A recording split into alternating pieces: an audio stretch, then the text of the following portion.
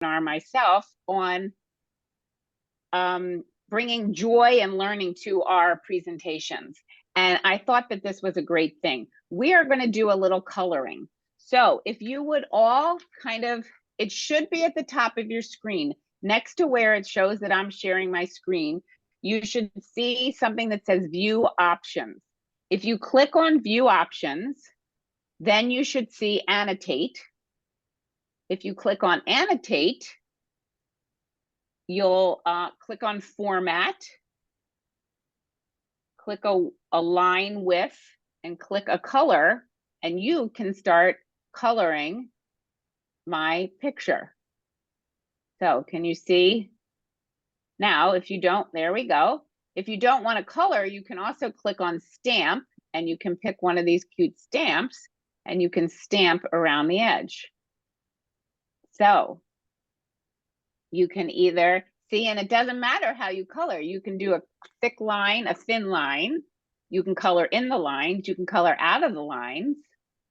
But let's see how colorful we can make this.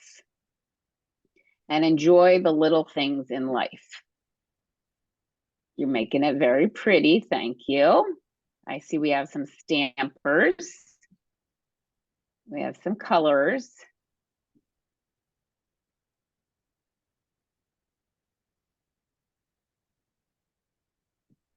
We have a very thin line. We have red and green and light blue.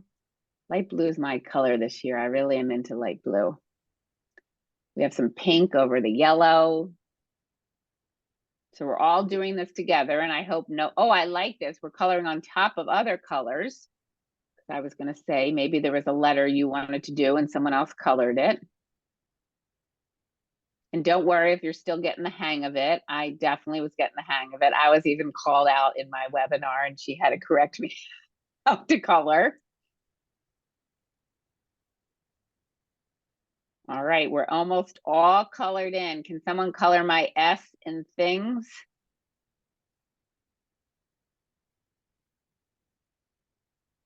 Look at this, almost all colored in. Thank you. 6 of you colored my S. All right, thank you. So that was just us going, oh, we've even stamped all over. That was us going back to when we used to color. And maybe some of you still do this adult coloring. Oh, you do have to, you have to stop annotating to do anything. If you want to chat or anything, you have to stop annotating. So I just wanted us to have some fun before we get started. So let me tell you a little bit about me, Becky Handler, and my very long title I have. I am an early childhood special ed professional development specialist. I'll never be able to say that without writing it down, but I do love flowers. And I learned I don't need to wait for my husband to bring me home flowers. I just buy myself flowers whenever I want them. But he now knows that I like flowers. So if we're in Whole Foods, he'll say, do you want some flowers? And these were the most gorgeous flowers. We were in Seattle this summer at Pike's Place, the most gorgeous flowers I could have bought, billions of them. I am married to my husband, Steve, and I have 2 children, my son, Aaron, who got married last May, and my daughter, Dana. And I really enjoy more and more since COVID. I really enjoy the outdoors, and Steve and I do a lot of our vacations have lately been around the outdoors and some, I would say, mild to moderate hiking. My feet start to hurt. I'm an old lady, but I just feel refreshed and invigorated after we have a beautiful nature hike. So that's just a little bit about me. So let's get started. I just want you to think, don't type yet. Think for a moment. What was your favorite toy growing up? Okay, don't type because I want us to have like a waterfall of ideas. What did you love doing when you were growing up? When I say that, what comes to mind? And I'm just gonna, before you type, I'm gonna give you an example. I grew up in Philadelphia, and I don't remember how often, not a lot, maybe a few times a year, my parents would go to New York overnight and go to the opera. And we would have a special babysitter. She was often a nurse because in Philadelphia, we had 2 big hospitals. And my mother had this special box of literally scraps. And I didn't really like art, but I loved collaging. And I was only allowed to play with this box when we had a babysitter, and that was a special thing. And that's like a fond memory of mine of playing. So go ahead when I say, or start typing, but don't hit return. Tell me, did you have a favorite game? Was it playing in the park? Was it Twister? Was it playing jacks? Go ahead and type your favorite toy or playing that you like doing. And when I say 3, we're going to all hit return.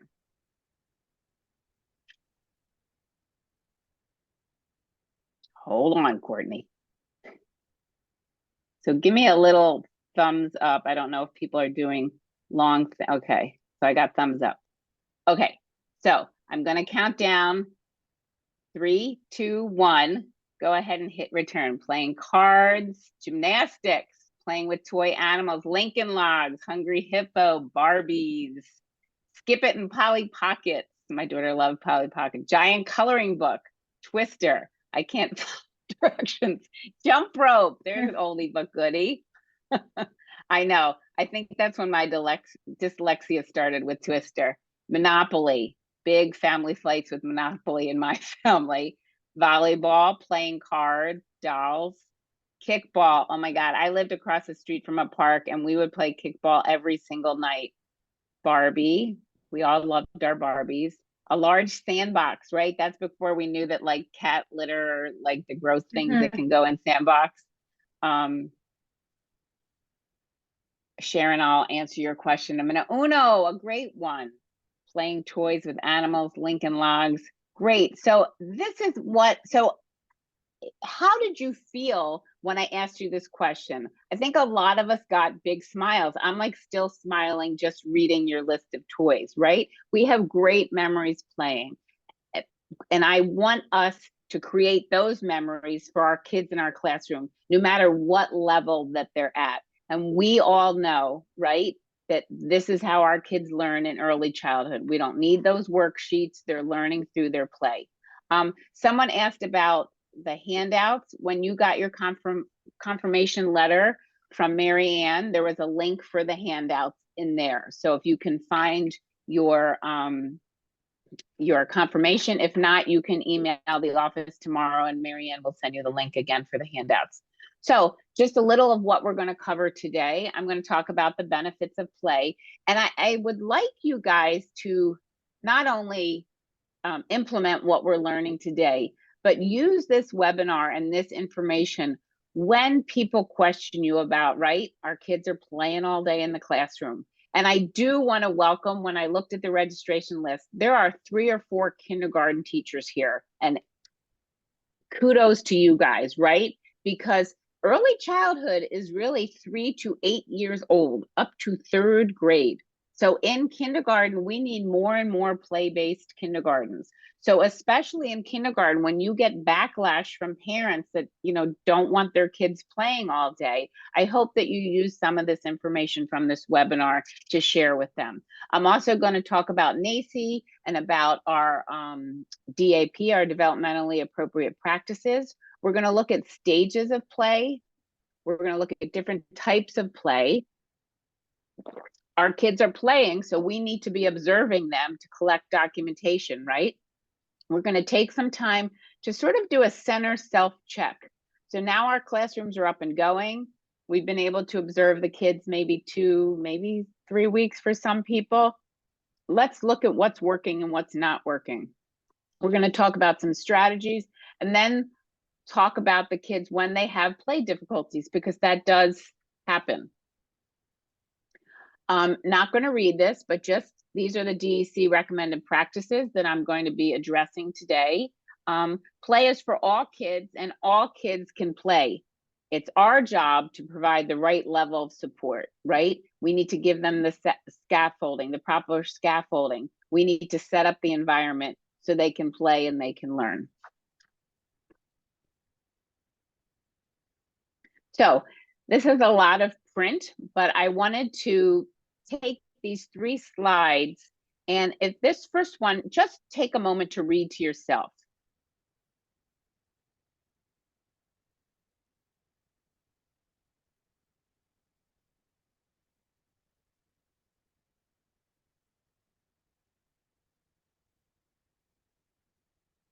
So just what I was saying, right? If we set up the environment, that learning is going to happen. And here, this is from my kindergarten teachers, right? That there was improvement, that they had better cognitive and language performances at age 7 than their peers. These kids that were allowed to play, and that it was child initiated play. So another benefit of play, other research shows that pretend play, again, strengthens cognitive capacities, including sustained attention, memory, logical reasoning, language and literacy skill, imagination, creativity, understanding of emotions, the ability to reflect on one's own thinking, inhibit impulses, control one's behavior, and take another person's perspective. So this is play, but these are life skills. Like, think about how many of these skills do you use in your job? I used to say I'm not creative, like when I said I wasn't good at art, right? But when I look at what I do for StarNet, now I do see that I'm pretty creative, right? I create these PowerPoints by myself. I go into classrooms. I'm pretty good at looking at environments. So I do have creativity. And this is a big one. We want our kids to have sustained attention, right? Especially after COVID, we're seeing that our kids have really short attention spans. So they are not just playing. This playing is going to do a really good thing for them.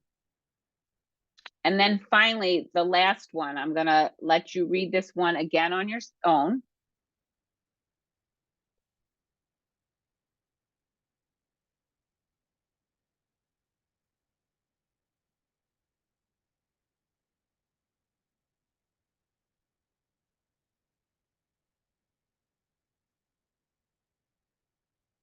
So this one is taken right from NAEYC. And one of the big points I want to make tonight is, yes, we're letting the kids play and we're letting them initiate their play. But the biggest thing is we are right in there scaffolding them and helping them build whatever they're doing, right? We're helping them starting just building their imaginative play.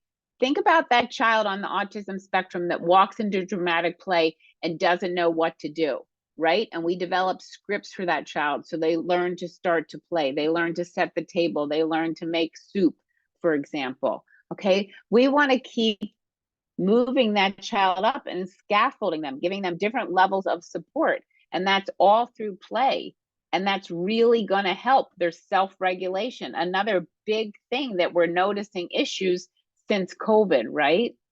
And this is again from NAEYC. This quote is taken right from NAEYC. So I share these 3 slides, one, because I want to reiterate the importance of play, but also when I talk about if you need to, if you have a parent questioning you about a play, if you have a director, I've worked with schools where they want to take away the early childhood program. I don't hear that as much, but sometimes we have to support what we do. And here's I hate to say ammunition, but here's the information to help support what we do.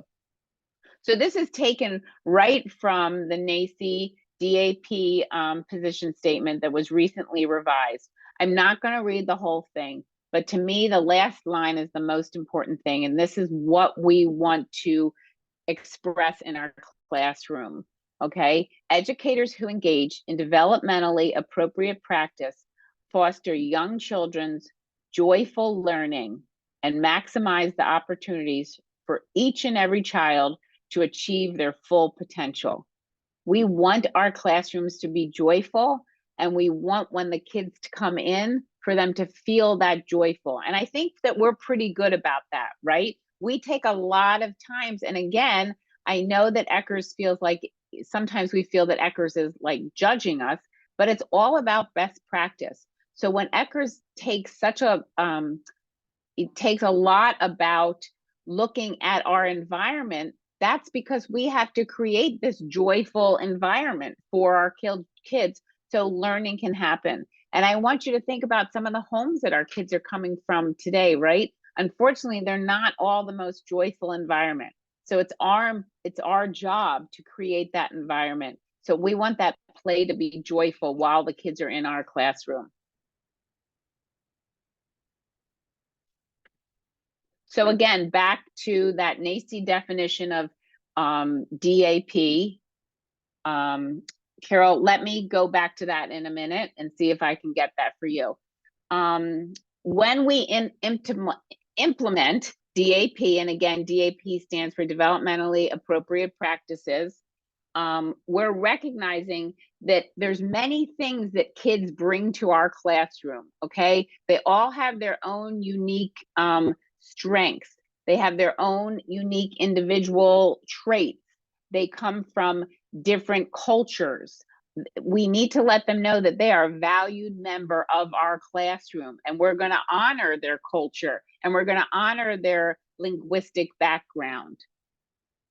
We recognize and support each individual as a valued member of the learning community. And as a result of that, we make a very inclusive classroom by honoring their culture, by honoring their religion, by honoring their abilities. But that uniqueness and the diversity of our classrooms really is what makes our classrooms unique and a wonderful learning opportunity for all children. We need to remember to be conscious effort to do this in our classrooms, right? So when we have a child that speaks a different language, we don't just want to work with that child, and we don't just want to point out the Spanish label to that child. We want to make, and I know you guys do this already, but we want to make that for all children. We want to point that out for all children, because look, wouldn't that be wonderful if that child who has no exposure to Spanish all of a sudden is learning some Spanish words? And I know that you guys see that. Carol, I'm going to take a quick look and see if. Okay, Carol, I will have to look where that quote comes from. I took those quotes from a play presentation that I attended. So I will probably should be able to find that for you. So this is what we already know about play, right? We know it's the central point of our teaching, and it facilitates young children's development. We also know that it really helps developing symbolic and imaginative thinking. And as I gave the example with me, those are really life skills, right? You can think of any profession, even an accountant that's so black and white. That's my husband. There are times I'm sure that he has to get a little imaginative or a little creative to present information to someone that doesn't think like him, right? If he presents it in his black and white way and that person's not picking up on it, he's got to have the skill to present it in another way. This is what we're working on for our children. Play also develops large motor and fine motor. So when we think about, and I do want to say, having our research-based curriculums that we now have to use and should be using, it really helps us look at the whole child and be conscious about all the different aspects of those areas of development and learning, right? So when I say that play helps develop physical development, well, that's why in the block area, it's good to have some of those really large hollow blocks, because I have to figure out, am I big enough to carry that big block, or do I need to work with a friend and carry it together? That's the kind of physical development that's happening just while I'm playing. There's all different types of play, and we're going to talk about the levels of play. And solitary play is okay, but we don't want that child who only does solitary play to be doing that for the whole year, right? So the child that only does solitary play, we want to work and scaffold to try to get that kid to maybe start some parallel play. But the kid that's very interactive, if he does some solitary play here and there, that's also good, because learning to play by yourself is also a very important skill. Any questions so far?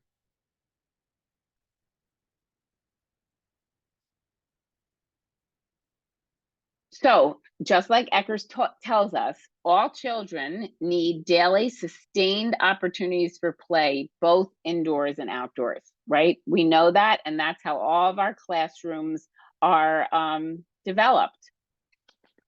So here are the stages of play. And I show this because we could have some kids, I don't know if anybody is from a self-contained classroom, you might have, or just a blended kid, you could have a kid, you know, right at a 2-year level. I talked about that solitary play. I'm going to try to show you a short video that just kind of explains these stages of play. Oh, you know what? Wait, I need to stop sharing. I didn't share my sound. Let me share again.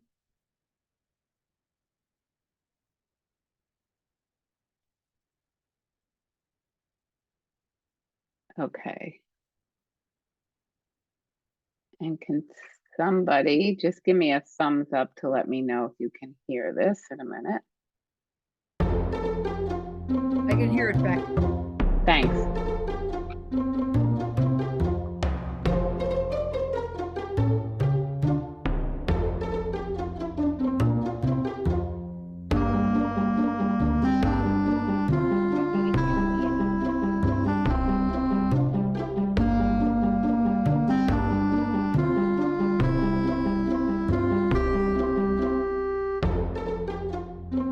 It's not playing back. It only is the music.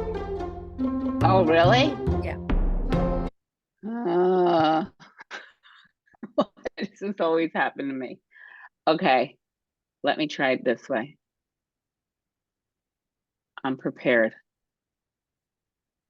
If I could get this. Okay, let me do it this way. Share my desktop.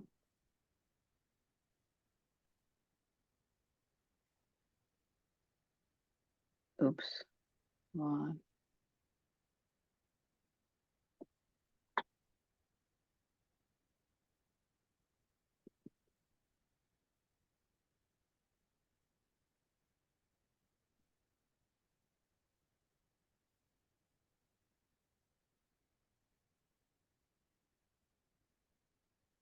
Okay. So let me try. Sorry, this happens to me all the time.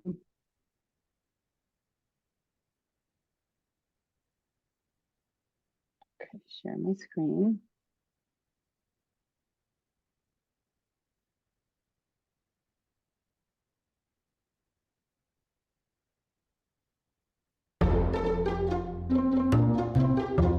It's moving now? Yep, we're good. Okay.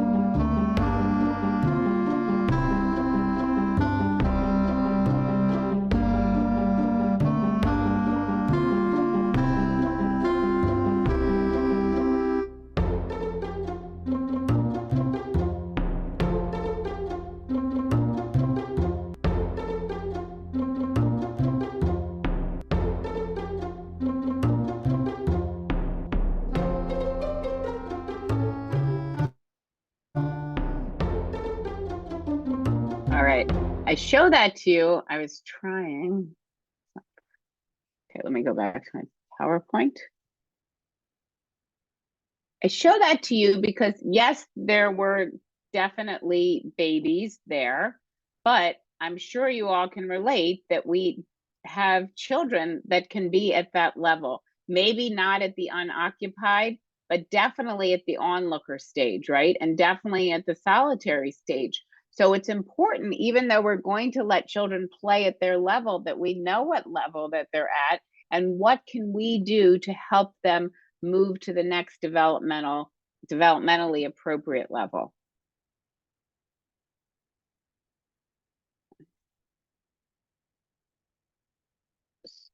I'm trying to get my chat back.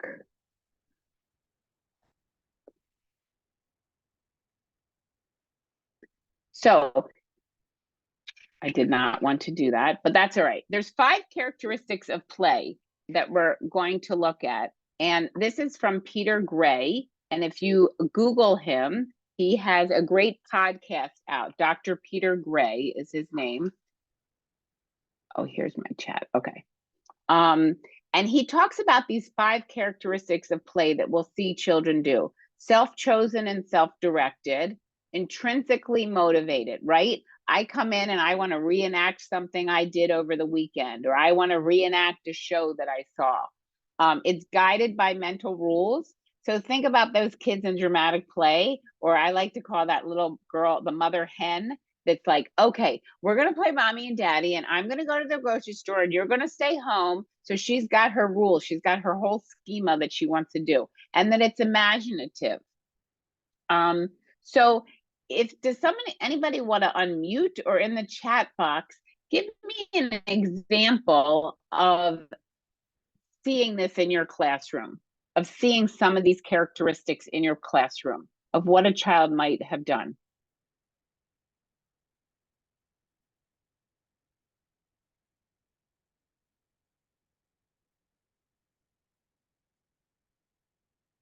Playing doctors, perfect. And usually with that playing doctors, they have some mental rules that they're going to reenact. Using an oven mitt to take out the food. We see it a lot in dramatic play and cooking, right? They're intrinsically motivated. Building a tower in Rhodes, pretending to go into each store. So, right, we're going to talk about the stores that we know or we're familiar with. Pretending to bake with Play-Doh, cutting the grass, crashing toy cars, driving the car. I hope that kid wasn't in a crash, but we know kids like to. A lot of mother hens for sure, in charge of the centers and directing their peers. And that's not a bad thing, right? Because that child that is giving roles to children can sometimes help that child that wouldn't know how to play. So when you have that mother hen that says, you're going to be the mother and you need to stay home and cook lunch for everyone, maybe I wouldn't know what to do when I got to dramatic play, but if someone gives me an idea, I can learn and start to play. Jennifer, yes, we see a lot of kids reenacting what happens during their day at school. And I forgot to say that big one. I was a big one to play school at home. I love to play school. Pretending the pom-poms in the sensory table or ice cream. I love that, right? And that's what we want to see. We want to see the kids taking something that is not what it is and being imaginative and use it as something else. Right, so just remember these different characteristics. Oh, I'm sorry, and one more. Oh, okay, I have them flying in twice.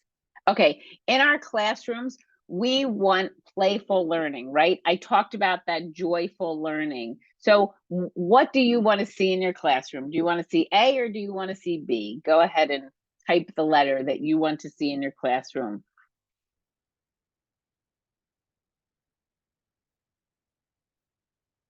Right, of course, we want to see B. And I like this.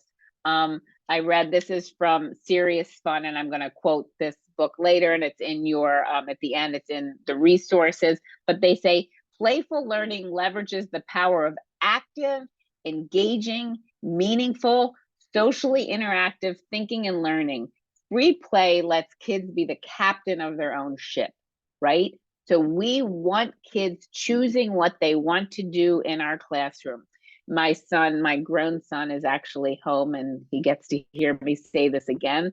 And everybody knows the story about Aaron, who's a StarNet groupie of Becky. But Aaron went to a little private school in a house. And for 3 years and 3 summers, he played in the block room with his 2 buddies until they were a year older and left. And there was such imaginative play going on in there. And they were captains of their own ship because they would walk into that block room and they would know what they were going to create that day. They didn't need anybody coming in there and telling them, hey, do you want to build a tower today? They knew what they wanted to do. So again, there are definitely kids, and we're going to talk about them, that need some guidance. But the kids that know what to do, we need to let them take off.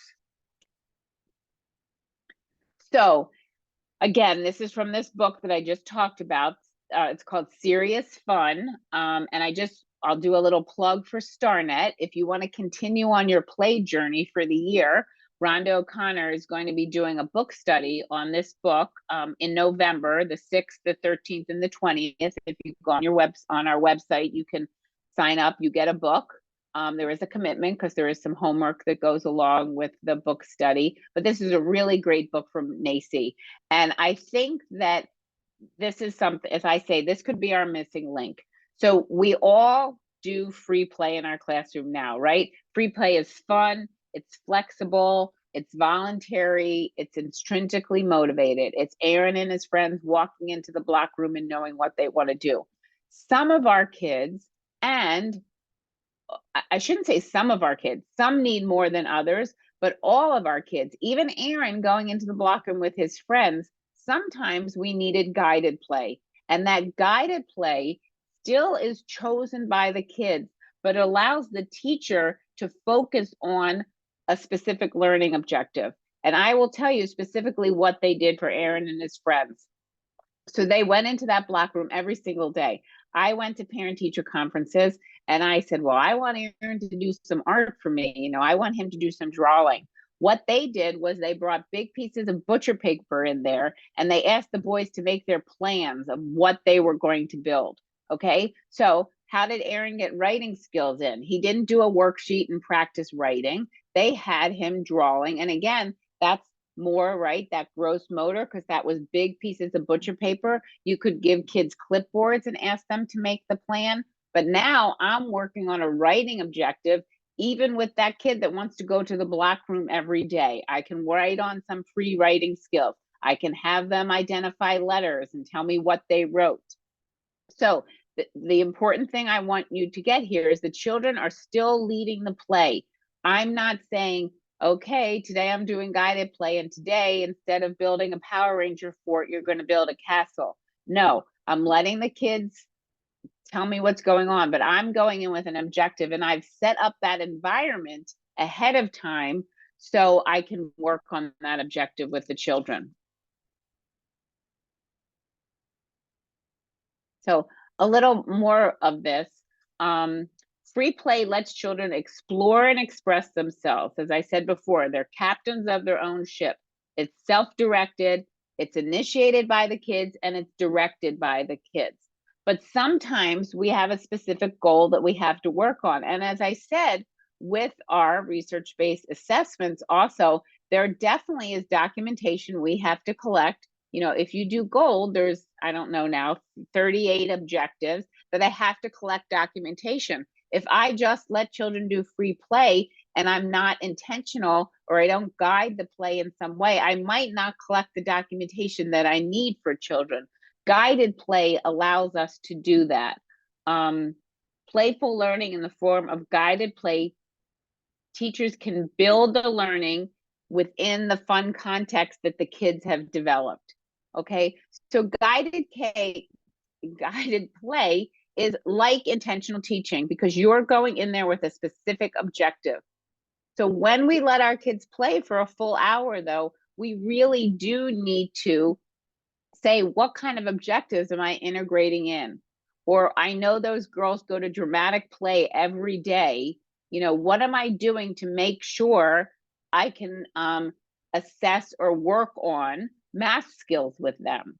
What can I do? What kind of numbers? And right, doesn't Eckers do that with us? They say math should be all around the room. So there definitely are going to be numbers. There's going to be a cell phone in there. There might be a cash register in there. Is there a menu with prices in there? Are they writing the numbers? Are they telling me? Are they reading the menu and telling me how much something costs?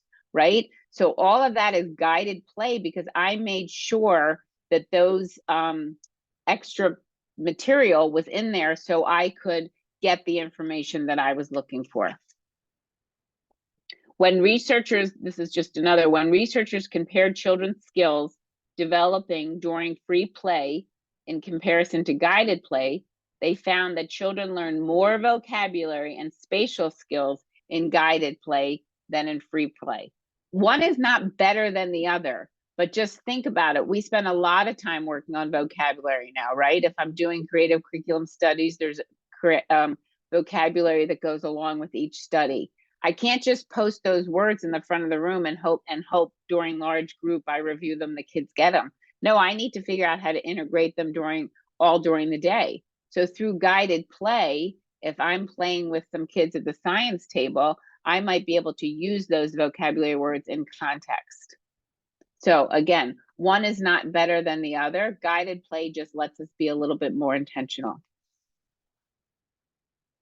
Any questions?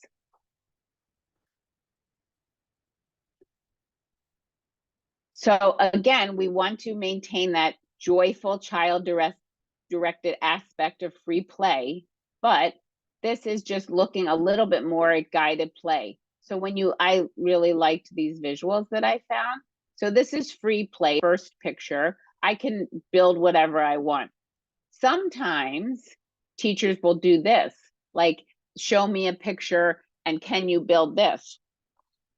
Now, I have to say, there are some children, for example, a child on the autism spectrum, teach the method of teach. They will have a kid like, here's these 12 blocks or whatever. Here's a picture of this. Can you build it? Take it apart. Sometimes I need to do that so the kid begins to understand how to play with blocks. But what guided play does is I might just start handing some of these blocks to the child and see what they do, because maybe the child just plays with the same blocks over and over again. I just messed up and now I can only see myself. Okay, there we go. So by handing them the block, I'm going to get them to maybe build with different types of blocks instead of the same blocks, or instead of just stacking blocks, right? So maybe they only go for the small square blocks, and this helps them learn how to build in a different way. So I like that visual of guided play. Another example is, what do you think would happen if you put this picture of the car wash into your block area? So you hung this picture up. Go ahead and either chat or unmute.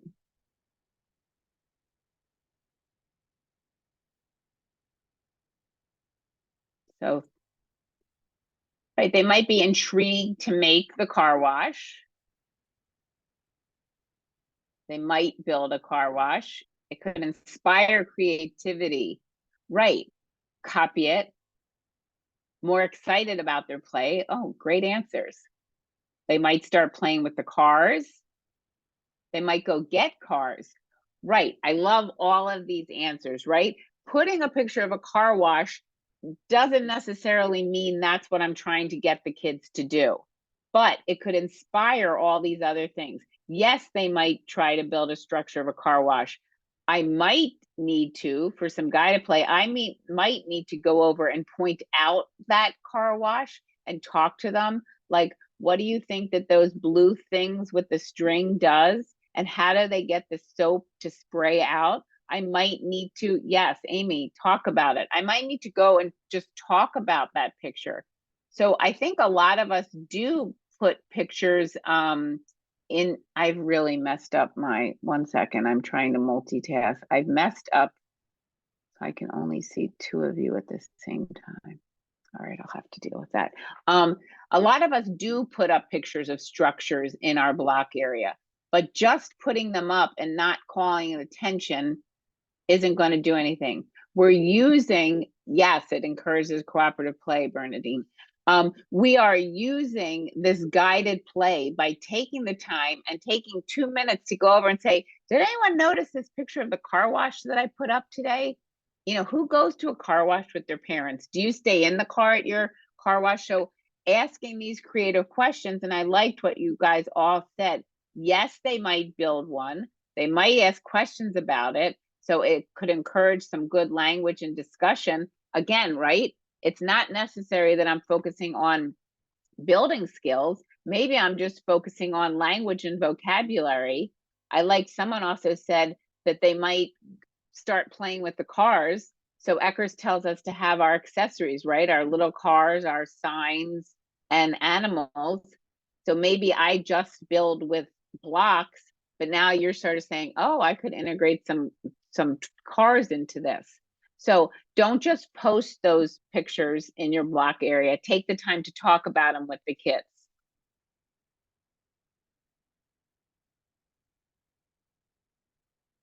Oh, get the towels. I like that. All right, so I've been talking about intentional teaching, but all activities that we do with our kids, all play, really should have a purpose, and it really should be intentional. So just think to yourself for a minute, how can I be intentional while I let the kids play? So just think for a minute.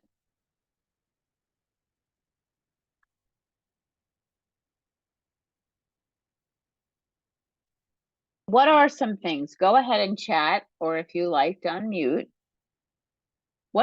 How are you intentional while your kids are playing? What have you done to try to be more intentional?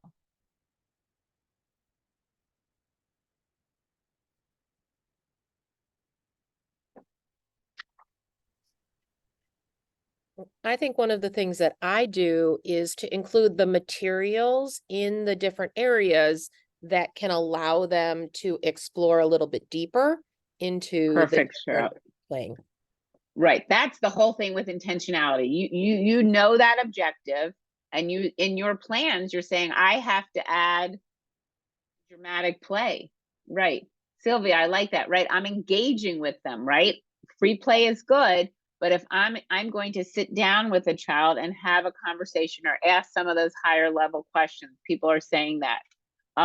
And again, that engaging with kids, it doesn't have to be long. I was once in a classroom where there was a boy playing with like the Playmobil or Brio, the train track that you hook around and can make different things. And he couldn't figure out how to connect it. And the teacher went over and she held up 2 pieces of track and she said, which one of these tracks do you think would work to start connecting? And she showed him a straight one and a curved one. That interaction took 15 seconds.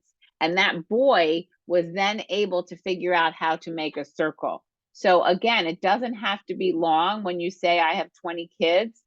If you plan and you know your objectives, you can be very intentional and work with many children at the same time.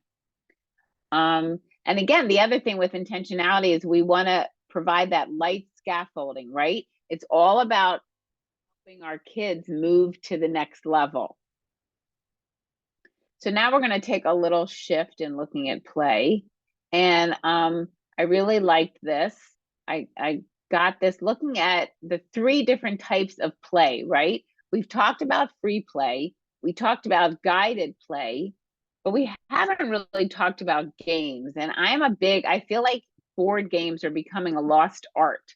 And they're so important. There's so many skills that we can teach, right? It says an explicit learning goal can really be taught through a board game. And again, we can adapt the game to teach that skill that we want, or we pick a game that works on counting, or we pick a game that works on matching. And these board games are directed by the kids, right? They kind of let us know what we have to do with them. So don't forget to integrate board games. I was in one classroom where they had board game Fridays. And she made that an optional center that the kids could go to. So you didn't have to, but it was during free choice and you could go play the game. Well, of course, if you do this every Friday, eventually kids, the game that they like might be out, or they might see other kids having fun and want to go play that game. So we're gonna go to, I love my board games. I set them up all the time. That's wonderful, Cheryl. So we're gonna go to breakout rooms for 7 minutes. And Marianne, what is my final count? How many participants do we have? We have 59. 59. Okay, so when you go to your breakout room, I want you to pick a game. It doesn't have to be one of these that I'm showing. These are just some of the classics. And try to answer these questions. How would you use it in your class? What goals could be addressed with that class? And then discuss how you could possibly differentiate for a child. So, having issues getting my clean up. Hold on, let me stop sharing. That might be it. Okay. There. So let me send you to your breakout rooms.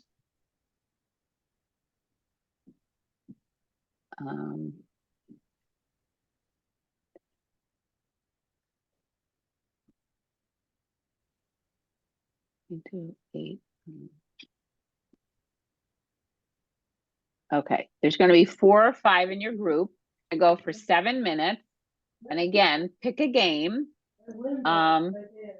Decide how you would use it, what goals could be addressed, and then how you could differentiate. And if one person could kind of write down some of your ideas, because we're going to just share when we come back. So there you go.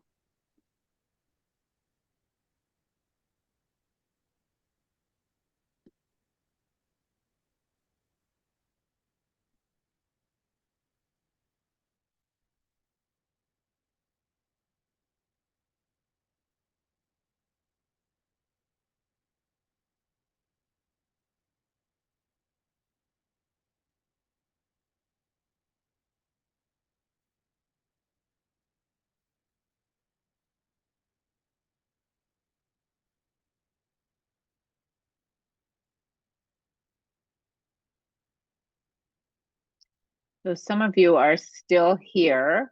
You should have gotten a thing to click to join the room.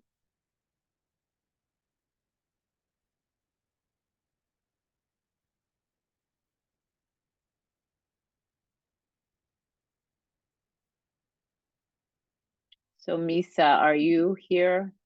And Cola, Alexandria.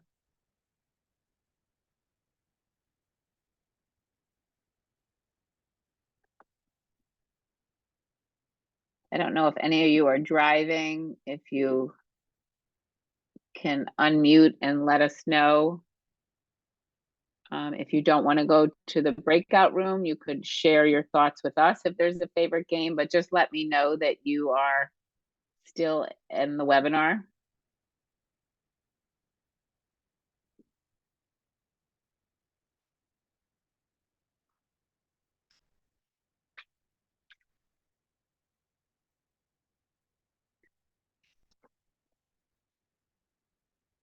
Alexandria, are you here?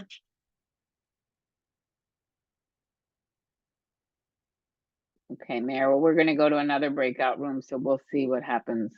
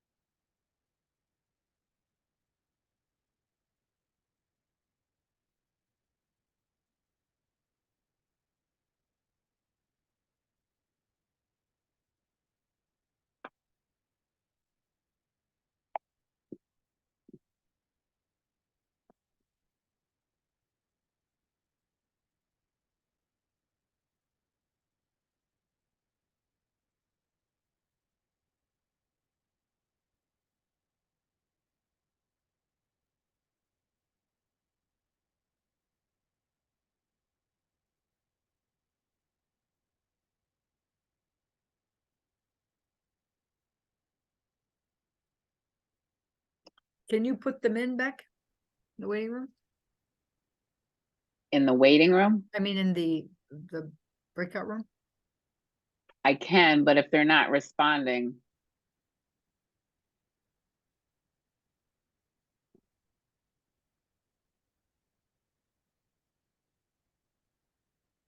We'll see what happens. Oh, you have someone in the.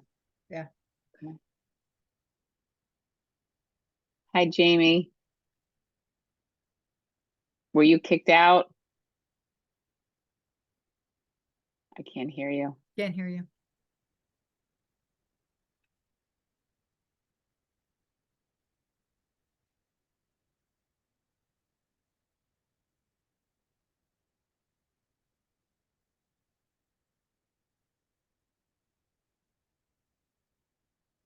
You were unmuted, now you're muted.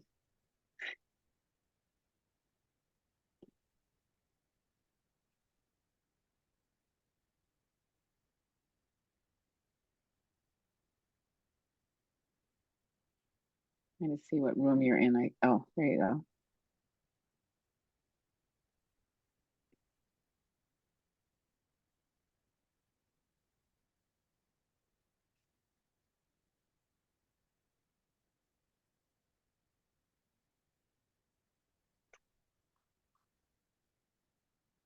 I think I'm gonna run out of time.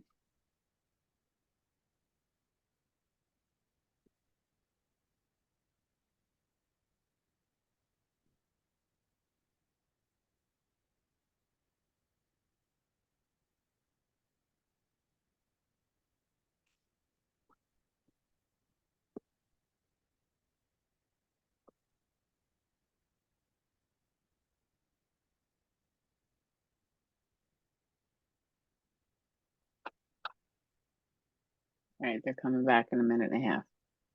I just texted you. Got it. Uh-oh, Jamie's in the waiting room again. Is that the same person? Poor thing.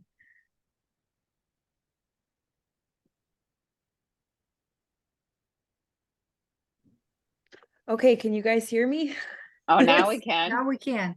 I could not get my microphone to work. Ugh, All right, well, you just did it. At this point, just stay because there's Yeah, they're coming back a now. minute. I All felt right. bad for my group. I'm like, I can't talk. Technology is, Yeah, it said to quit. Frustrating. You have to quit Zoom and you have to oh, so. all right. Well, third time's a charm. You got it. All right, they should all be coming back now.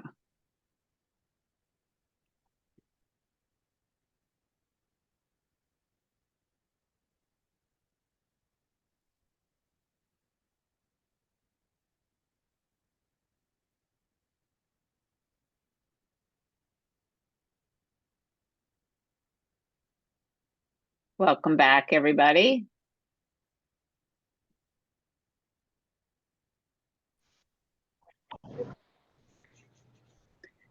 So we had 11 or 12 breakout rooms, so we're not all going to share.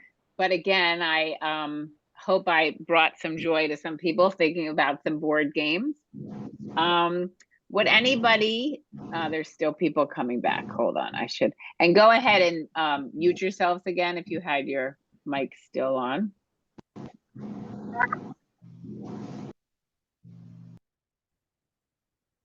Okay, is there anybody that would like to share their board game? And your thoughts about how you could integrate it?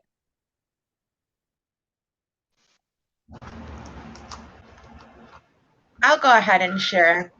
Okay, this is Sharon. In our group, we talked about all of the different ways that we could create and use the game bingo.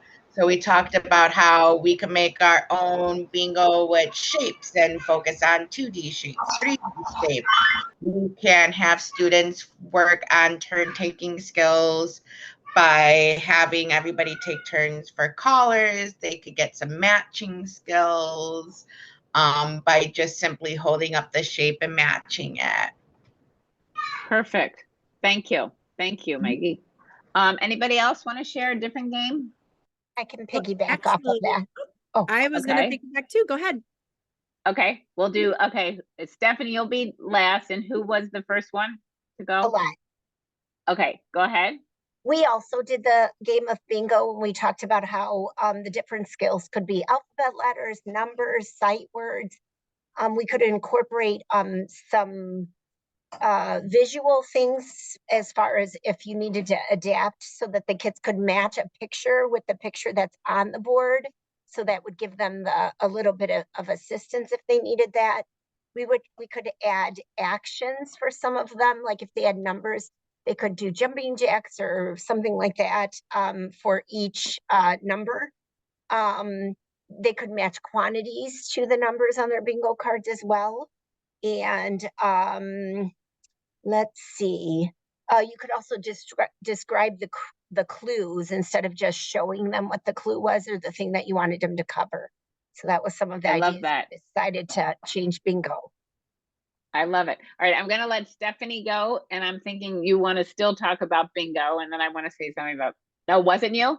No, it was me. It was me. It is Oh. bingo again.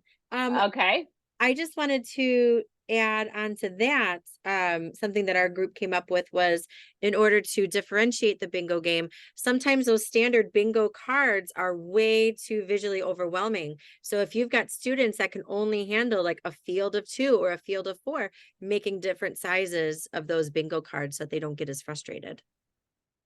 thank you. Okay, so this couldn't have been more perfect that all three of you shared bingo, because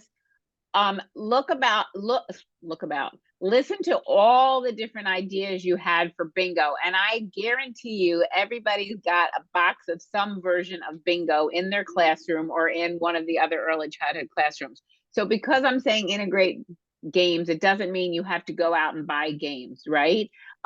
But you could have that bingo game out almost all year or all, first semester, and look at all the different ways you can play it and look at all the levels that you can play it.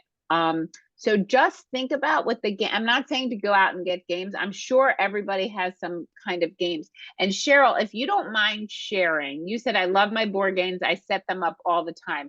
Can you just tell us, Cheryl, how you integrate them into your classroom quickly, if you don't mind? Yeah, so I have multiple ways that we do that. I have it in toys and games. Actually, there's some games that I put out that the children can pick out on their own to do that. When we do small group work, sometimes each different teacher will have a game that they work on and the students can do it. We also do the bingo, the whole group bingo during our large group time, and we get different things. So it's different points throughout the day that I include games. Love that. Love that. And I think another really important point, if we start integrating them more, I would love to see them in our tabletop toys, because, right, isn't that a skill? Wouldn't we love to see 2-3 kids take out a game and start to play it themselves? That's our ultimate goal. So try to integrate some more games into your classrooms this year. Okay, let me go back to, thank you very much for all your sharing and your great ideas. Go back to the PowerPoint. Okay, so now again, I just want to talk about kind of that guided play and how we can be a little bit more intentional. We all have Magna-Tiles in our classroom. So just when we have the objective from goal uses numbers and concepts and operations. So a specific objective within that is that verbally count to 20. So I want you to think about, you don't have to chat or anything, but how could you use Magna-Tiles that there is one child that takes out those Magna-Tiles every time? How could you be intentional and guide their play to have a kid verbally count to 20? So I don't remember who talked about making sure that the right materials were in the classroom in each center, right? So if I really want to focus on this and there's 3 little boys or 3 little girls that play with Magna-Tiles every day, I could get documentation on this objective if I make sure there's enough Magna-Tiles, right? So if I only have a small set of Magna-Tiles and there's less than 20 tiles, I'm not going to be able to get documentation, or I'm not going to be able to see if the kids do this. But if I have a nice larger 50-piece set of Magna-Tiles, I can get documentation on this. and all different ways. I can let them build their tower, and then I can ask a kid to tell me how many tiles are in there. Could they just count on the bottom row? So that, can they do that one-to-one correspondence with me? Again, let them do their free play. Let them play where they want to every day, but I could focus on an objective if I'm intentional about that. Oh, I love that. Make a cage for the animals and have them count 20 animals inside. Right. So you could suggest that, but if they don't want to do that, that's all right, right? Because the kids, we want them to lead the play. And yes, they can do that also as they remove the tiles instead of just knocking it down. So here's another one. If we're looking at our early learning benchmarks, right? Use appropriate vocabulary for identifying location and ordinal position. So I have someone that goes every day to dramatic play. I have all my kitchen stuff. How can I work on ordinal positions, right? So all the time, somebody's always cooking something over there. You know, tell me, what did you put in first? What did you put in next? Or what did you put in second? What did you put in third? And then flip side, can they use those words? Can they identify, you know, I put the pot on top of the stove. And a great way to do this is, and I saw a teacher do this, a child was talking about her creation she made, and the teacher said, "This is so delicious. Could you write the recipe for me? Can you tell me what I have to do first?" So again, if I know my benchmarks, I can set up the play to try to have the children demonstrate knowledge of these skills. So again, for a new teacher, you know, what am I supposed to be doing while I'm just letting the children play? I'm not going to read these questions, but these are the questions you're asking to yourself when you're watching the kids play, because this information is really going to let you know a child that you might need to help build their play skills. You need this information. So does this child play by themselves? Are there certain peers that this child plays with? Are there toys in your classroom that are just ignored? That it's been 3 weeks now and nobody's picked up the toy? How are the children using space in your classroom? Are there fights every day in dramatic play? Are kids tripping over each other? Does dramatic play need to be a little bit bigger? So take a minute and look at these questions and think about your classroom, and go ahead if you want and put in the chat box maybe an observation that you're making now about a child or the space in your classroom or some of your toys in your classroom.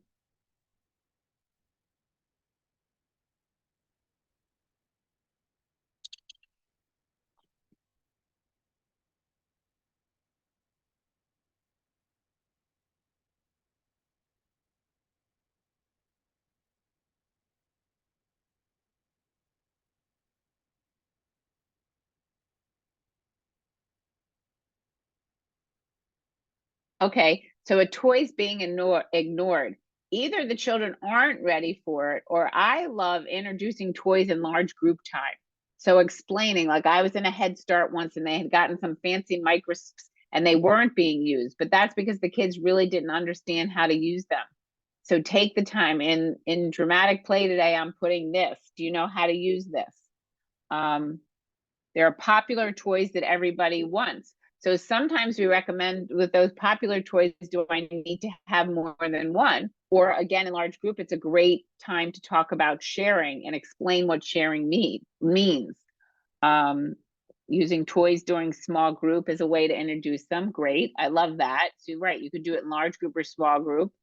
Kids do tend to use the toys the same way over and over, and I need more engagement to build on their ideas. Okay, I love that. So, right, by just taking the time to say, they're right, like, so maybe kids are just building towers at this point. Maybe I do need to add some pictures. Maybe I do need to add some different animals. Maybe I do need to talk about different ways to play with materials, either in small group or in large group. Show them how they can be more creative. So since it's still the beginning of the year, I once saw a teacher do a center oh, what did she call it? Like a museum walk, like a center walk with her kids. And she split the kids in half, and the assistant did something else with the kids while they went to dramatic play. And the teacher talked about all the different things you could do in dramatic play. They went to the block area, they talked about all the different things. So Kira, you talk about rotating children to different areas to expose them. We really like, again, we want it to be free choice, and just go back to good old Aaron Handler, that even though he spent those 3 years in the block area, I'm happy to say he's a successful adult with a very good job in the field of logistics. We need to bring toys to those kids that want to play in the same area. It is okay if a kid stays in the same area, but we need to think how to bring other materials to that child instead of telling children where they need to play. But thank you for bringing that up.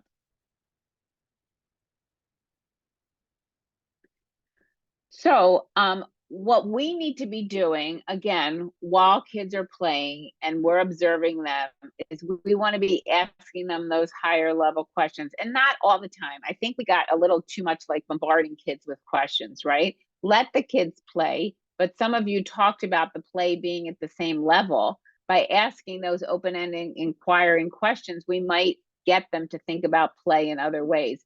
Create challenges for the kids. So this is, I love, in the science area, you can set up a challenge. So how can you build a tower with these cups? How can you build a tower with this paper and these cups? I notice you guys are always playing in the block area and your towers fall. What would be a solution so our towers don't fall? You know, do we need to add some wood to our area? That goes along with helping them solve problems. So, you know, give kids feedback as they're playing. Give them specific feedback.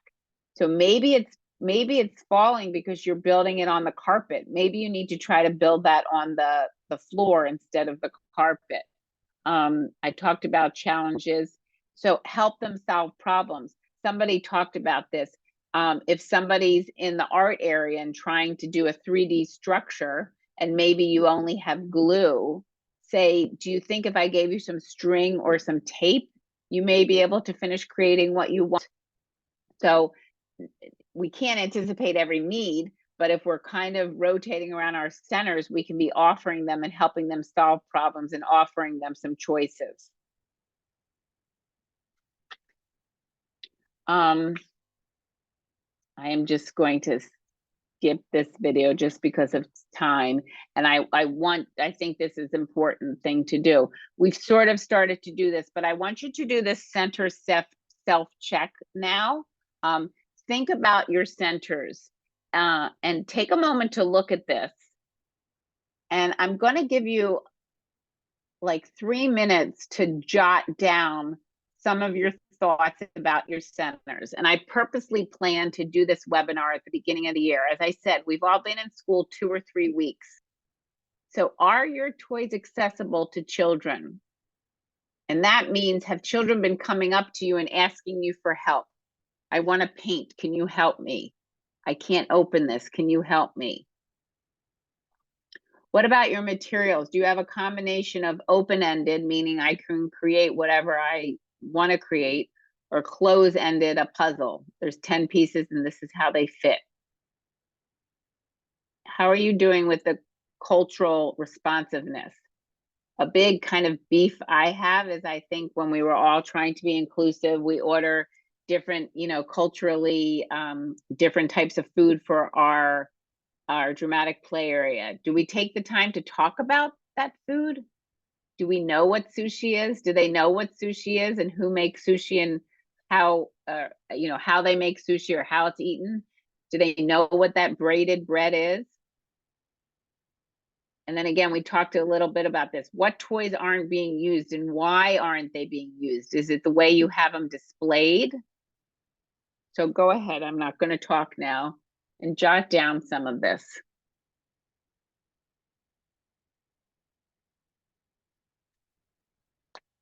In fact, Betty Bergman had put in the chat, how do you allow other students that want to play in an Oh. area play there if students don't want to leave that area? Okay. Betty, that is a very good question. So that's something that you can discuss in large group, that we have a problem, that there are kids that stay in the block area, but there's other kids that go in there. So what could, and let the kids come up with the solution. Now, it is okay if the kids say, we could set a timer. Okay, you can't set the timer, but maybe the kids say we set a timer and then you have to move.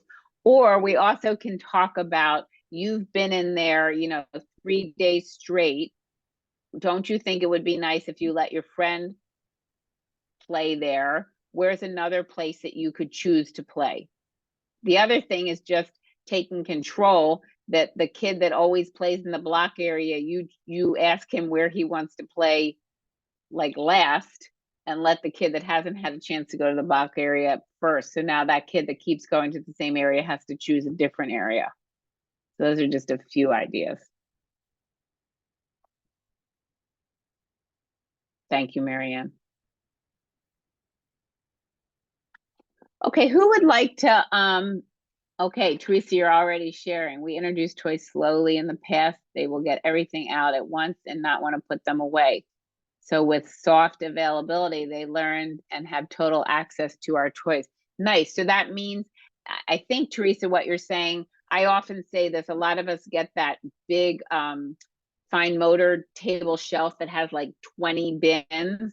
That can be way too overwhelming at the beginning of the year for kids. So maybe you just put out 8 bins, 10 bins, and we have to take the time to show the kids what's in the bins and how we play with those toys.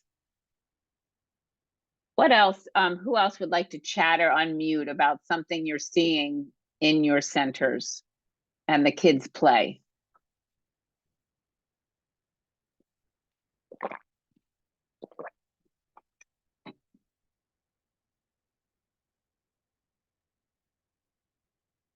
Right, we have to take the time to show them how to clean up the toys. Right, so even if you cut out the little black construction paper squares of the blocks, you have to teach the kids how that is a visual cue, and that shows them how to clean up. So Cheryl, cleaning up is very difficult. So just like Angela said, have you taken the time to teach the kids how to clean up? Another thing I see with cleanup sometimes is maybe in your block area, there's too many. I was in a classroom where there were way too many wooden blocks. So just like, I don't remember who talked about Teresa, the slow introduction, maybe you have out too many toys. But I think the biggest problem with cleanup is we haven't taken the time to really show the kids what I mean by cleanup. Yeah, that, and so many of the children at home don't clean up. And so when you're adding large numbers, it's just that process of teaching them. Like you said, we're going through it very systematically. We're opening a center, we're talking about it, but they're just so used to, I'm done, and go. Right, very good idea. The other thing is I like to assign jobs. Could you do me a favor and put away all the red Legos? Right. All right, so go back to this slide if you printed out the handouts. I think it's important to do center self-checks every couple months. And you guys talked about rotating toys, but look about what's not being used or what are the problems with the play. Because if I'm having problems with play, that will inhibit the learning that can go on. See, the other thing I want you to do with your centers, because we're letting kids play, is for example, what play materials do you have that support language and literacy? Looking at your room. So if I have a kid that always wants to go to the art area, what material do I have? So who could just go ahead and type some of the toys that you have that support language and literacy?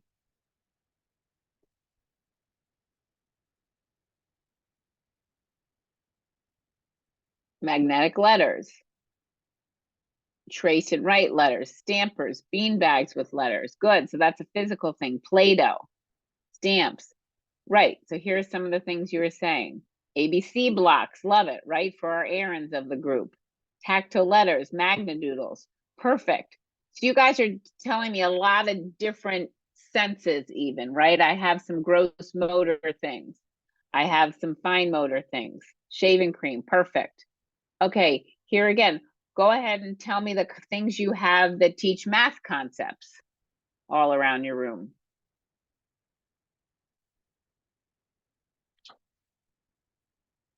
Sensory bins with manipulatives. Calculators, cash registers, perfect. Counting links, yep, phones. Perfect, great. So that's another kind of self-check you can do, okay? So I'm not gonna spend a lot on this, but again, these are effective strategies that we want to implement while the kids are playing, okay? These are like scaffolding tips. We can acknowledge their play. We can acknowledge what they're doing. We can encourage them. We can give them specific feedback. Who's that kid that specifically needs to hear, I like today, you took 4 long blocks and 3 cubes and you made a fence out of that. For the kid that's not playing, we might need to do more demonstration. We might need to give assistance. We might need to provide specific examples. So this is another one, and I know we have some assistants, paraprofessionals on today, but share these with the paraprofessionals, because again, if we're letting kids play, this is how we can guide the play, by doing some specific developmentally appropriate strategies to help scaffold children. It's also, I also like this list because it's a good, I think we all tend to sometimes have our favorite strategies or our favorite ways to scaffold. And by looking at this list, it reminds us that there's different ways. So again, because we're at the beginning of the year, and I have the reference to this book at the on your resource page, but there can be reasons, not just because it's the beginning of the year, but there can be reasons why kids have play difficulties. Maybe in their culture, they play differently. There can be a language delay. Maybe in my culture, I'm not supposed to play with dolls. There can be a lack of experience. If I live in Peoria, Illinois, and you're asking me to build a skyscraper, I might never have seen a skyscraper. Or if I live in Chicago and you're asking me to build the farm, I don't know what a farm looks like.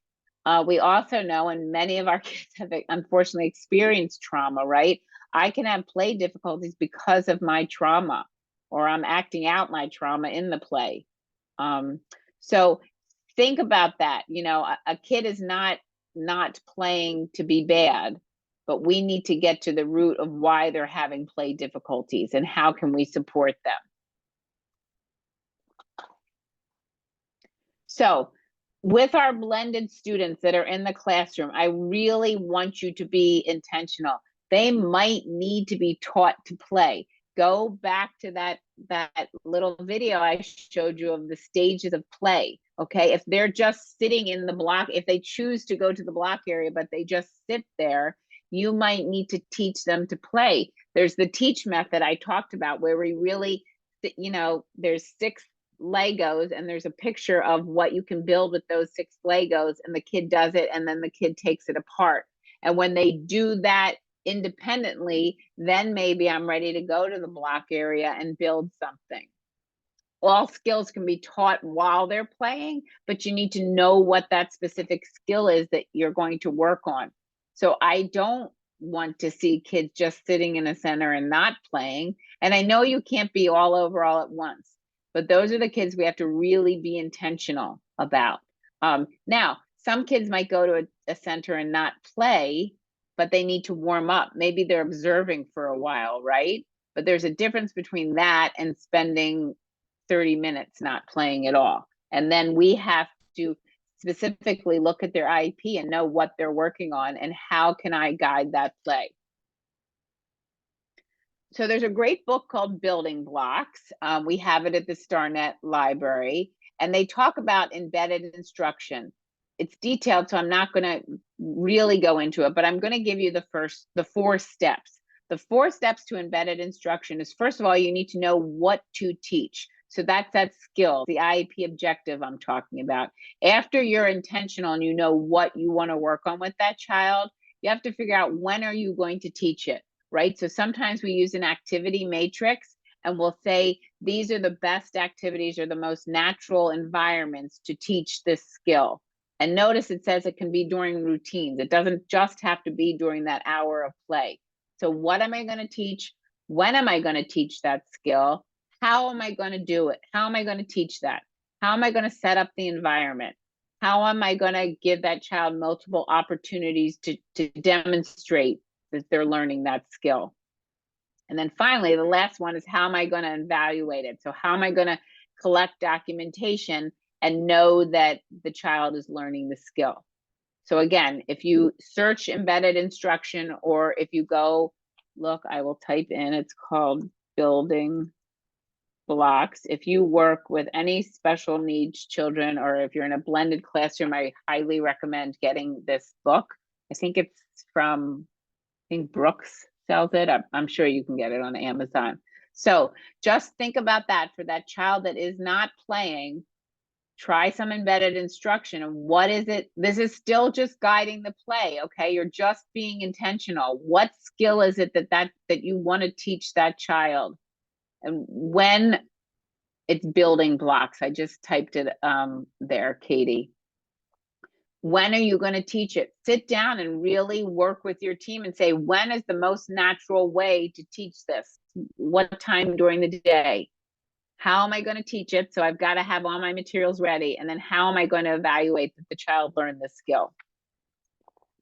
Another great, and I will put this link in after I stopped sharing, is that if you also just Google ECTA checklist, ECTA checklist. This again, we have at StarNet, but you can also get all these checklists right online through DEC. And this is just one that I'm sharing, is the environmental adaptation checklist. So it just walks you through to make sure that you've really set up the environment. So have you observed the child attempt to engage in everyday activities? Have you identified the particular environmental barriers that maybe your environment has? Have you identified the child's strengths and interests? So I'm really a big fan of these checklists. And while you're doing your evaluation, I will give you the link to that. But it's not an evaluation tool. It's really more to get you to look at, again, I want to go back to my free play and my guided play. If we're going to let the kids play, we have to really take a look at our environment, take a look at our adaptations, and are we giving the children the support that they need in order to learn? Documentation is always a big thing. I trained on Gold for years, and it was always like, how am I supposed to get documentation on 20 kids? But these are the important things to have on your documentation. I think most of us know this by now. Hopefully you're using some type of app that helps you, that gives you the date and the setting and all of that. But the part that I want to stress on this is just record the facts. You don't have to write a whole long dialogue. Don't interpret it. Just write down what the child did. Dana took scissors and she cut out a circle. She glued on googly eyes and she said, I made a silly face today. That's it. And then you could attach that to some fine motor. You could attach that to a language objective. Again, this is a nice slide to share with your assistants if you're having them help you with documentation. So, any questions? Oh, look at me. I finished right on time. If you have a question, go ahead and chat, put it in the chat. But here's just a little knowledge check. Go ahead and chat. I can learn while I'm playing because why? Why can children learn while they're playing? Think about what you're doing for them. Why can kids learn while they're playing? What are we doing? They're at work. It's fun and it's relaxing. What are we doing to help that? Oh, they have the tools. They're engaged. They're making connections. Guided play. Yes. I can try new things. The environment and the opportunities. Wonderful. We're scaffolding them. We have guided play, the connections. We're being intentional. I want someone to say that we're modeling. Yes. The material selection, right? I've set up the environment. We're observing and knowing what they need. Okay. Wonderful. So thank you all. I hope that you found this helpful. And really, I just wanted you to do some thinking for yourself. Here are those references that I talked about. Again, we have these books at StarNet. And I want to thank you, and I want you to go have some fun with the kids. You have this in your handouts, so I'm not going to read it. You can go ahead and read it if you want, but just this is a nice thing to share. You can find this online, The Value of Play. We know that children love to play, and we know that children can learn while they're playing. So thank you all. Mary Ann, happy hiking. Thank you, Tammy.